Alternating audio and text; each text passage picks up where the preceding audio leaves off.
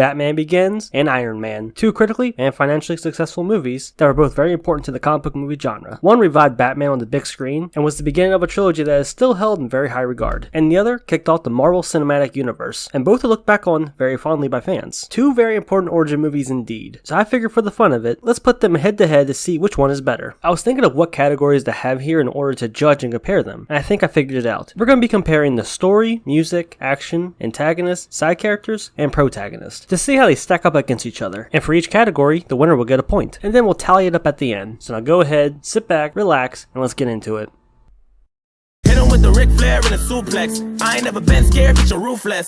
First up is the action, and this one easily goes to Iron Man, and I don't really think that's a hot take, because for how much many people like Batman Begins, the action is easily one of its weakest aspects, and is usually the biggest criticism against the movie. It uses a lot of quick cuts and shaky cam to make things hard to follow, and the editing overall for the action isn't the best, with constantly shifting camera angles. And really thinking about it, there's only like one really good sequence. That's when he takes out the guys at the docks, and I think the ending sequence on the train was pretty good, and in the beginning when he's training with the League of Shadows, some of the hand-to-hand and swordplay stuff was okay, but then that also quickly turns into a shaky cam mess. Lots of things in Batman Begins ages pretty well, the action just isn't one of them. Now Iron Man on the other hand, this shit slaps. The sequences are fun, creative, but more importantly, it's easy to see and follow, and all the CGI and special effects in these scenes hold up pretty well today. So the point goes to Iron Man.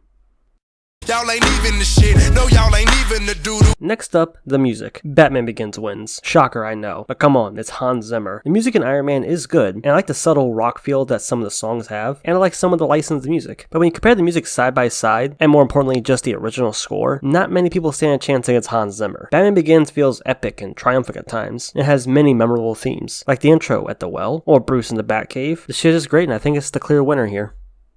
Claiming you banging, you flaming, bet you can light your own cigarette with your ass on. Next up are the side characters. This mainly covers the love interest and any other characters of note from the supporting cast, and both of these movies have a good cast of characters. Let's start by comparing the love interest, and honestly, I think Pepper Potts is the better love interest here, and it really comes down to the interactions and chemistry between her and Stark. They play off each other very well, and actually feels like they're pretty good friends, which makes them eventually falling in love more believable. Batman Begins, on the other hand, Rachel and Bruce don't have that connection, and don't feel like lifelong friends to me. Rachel is fine for the most part, but her and Bruce never had much chemistry, and never felt like old friends, or really even a love interest. So when comparing just a love interest, Iron Man wins in that department. Now let's move on to some other side characters. I thought Terrence Howard as Rhodey was really good. Of course, this was all before he went 100% but fucking sane. But him and Tony work pretty well together. And then you also got Happy Hogan, Tony Stark's friend slash bodyguard. And even though I think he's pretty good here, I think he and Happy's relationship gets better in later movies. But here they also work really well together. However, for as good as Rhodey and Happy are, I don't think they're as good as Alfred and Jonathan Crane. Alfred is the father figure who aids Bruce, and is basically the closest thing to family he's got left. And you definitely feel that in the movie. And Jonathan Crane is a secondary villain, but every scene he's in, he's just great. And even though he was a stepping stone for the main villain, people always look back and really like him. So much so that they actually wanted to see more of him in the movie. So I think that's a testament to the character and the performance. And on a lesser note, but still notable, is Carmine Falcone. It might seem like he has a very small role, but he's actually a very important piece in Bruce's story. He basically gives him the drive to leave the city and actually study criminals, and to explain to him that Bruce doesn't understand his world, and that you'll always fear what you don't understand. Seriously, that one conversation between them at the bar is really great. And hell, who could forget Lucius Fox and Jim Gordon? I mean, really looking at it, the movie has a good cast of characters, all played by some really good actors. So even though Iron Man has a stronger love interest and a solid supporting cast, I gotta give the points to Batman Begins, but it was a close one.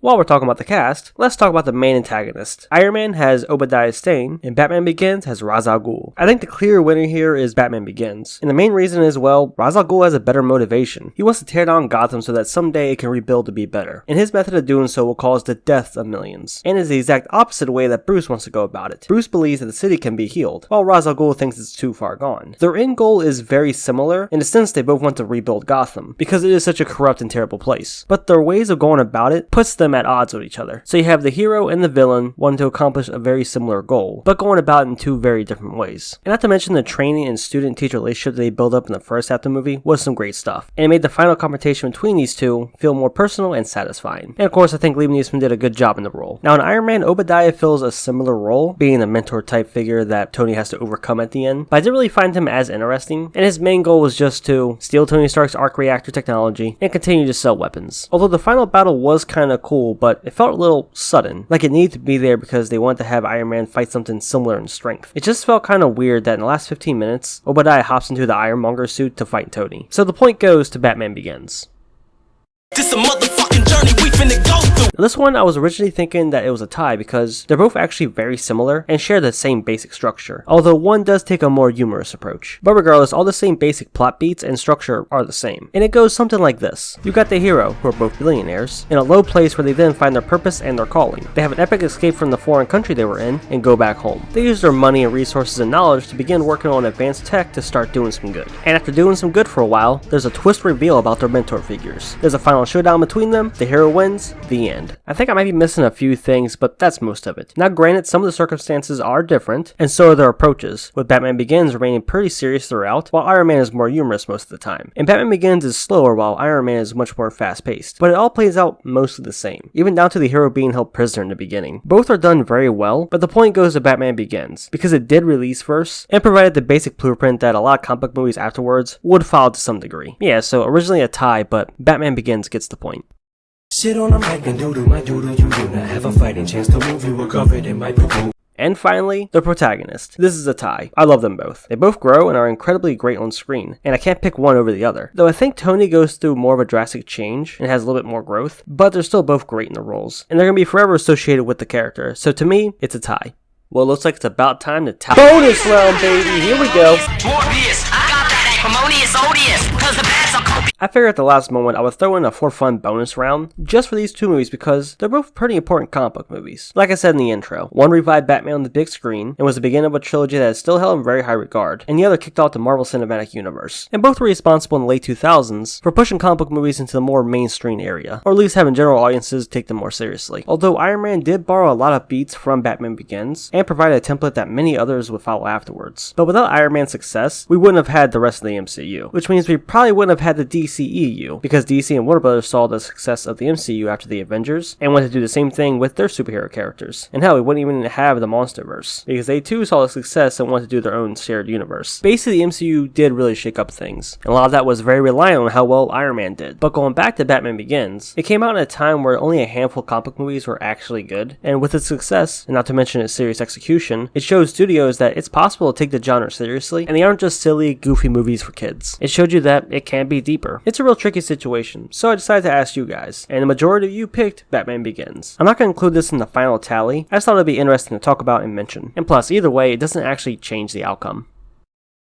So after going through the categories and comparing it, it seems that Batman Begins comes out with 5 points to Iron Man's 2. Now granted, one of these categories was a tie, and another was very close. But even considering that, I still think Batman would have come out on top because I think it's due to the great music, good antagonist, and a good story and plot that is so good that it became a modern blueprint for many comic book movies going forward. But I think Iron Man is still really great in its own right. And I asked you guys what you thought, and no surprise, most chose Batman Begins, for several of the reasons that I just listed. Although I did see several people say they actually prefer Iron Man because of his high energy, fast-paced story, and fun and creative action. And to that, I definitely understand. But the majority, myself included, do think Batman Begins is the superior origin movie. But regardless of how you feel about these two, Man of Steel is still the best superhero origin movie of all time. Of all time! But anyway guys, that can do it for the video. Hope you enjoyed. If you did, go and drop a like on it. And leave a comment, let me know which one do you think is the superior origin movie. And which one do you personally prefer. And we'll give a nice big shout out to the channel members. You remind me that men are still good. If you're interested in becoming a channel member, check out the perks down below by clicking on the join button. And if they interest you, consider joining. Or not, it don't matter. None of this matters.